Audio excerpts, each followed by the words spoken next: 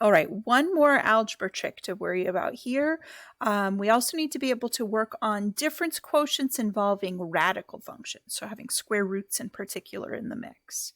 So you can see our usual difference quotient coming up, which also is average rate of change, just represented a little bit differently. And we are going to work on just the algebra to simplify it. It won't take us very long to get to the meaning behind this, but for now it's just the simplification. So we have our f of x already. We'll need f of x plus h, which means we just need to replace the x with an x plus h. And I'm even going to go one step further and distribute that 3 through so I don't mess up. So this means that my fraction will have that square root that I just built, the f of x plus h, minus the f of x, all over h. And if you don't remember your rational algebra, you might feel like you're pretty much stuck on this one.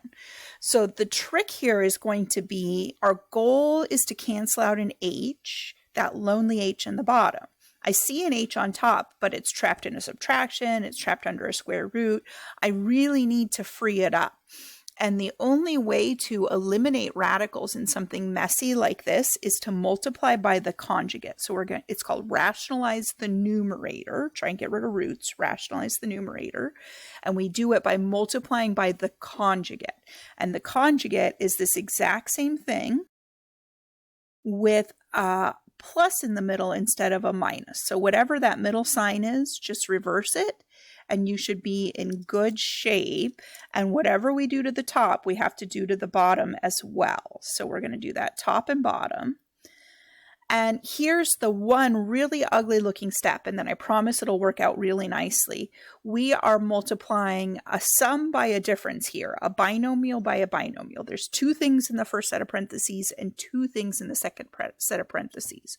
So this is like multiplying an x plus 2 times a 3x minus 1.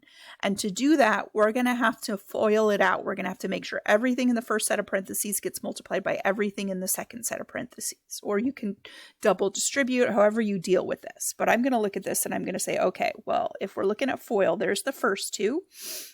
That actually works out really nicely. When you multiply a square root by itself, by the exact same square root, multiplying something by itself is the same as squaring it. And when you square square roots, they go away. So from that first multiplication, I just get a 3x plus 3h without the square root. The second one is going to be outside. And unfortunately, those square roots are not identical, so they do not eliminate each other. You can mush that into a single root if you would like to, or you can just write them out. Mushed into a single root, you would just say the 3x plus 3h gets multiplied by the other 3x, and that's all under a square root. So you can smush square roots together when you multiply, or split them apart when you're multiplying. The next pairing is going to be these middle two. So again, the roots are not identical, so they don't eliminate each other, but we can do the same thing. We can mush them together. And I do see something nice, even though the roots didn't go away.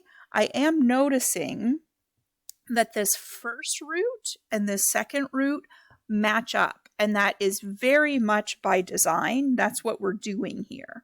So last piece, is the negative root 3x times root 3x. That is multiplying a square root by an identical square root. So the square root will go away. But do be careful, there's a minus in there. It's going to be negative 3x at the end.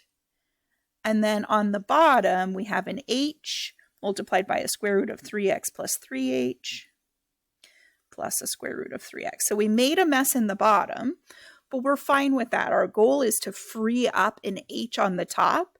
And as messy as that looks, I actually think we've gotten a long ways towards it.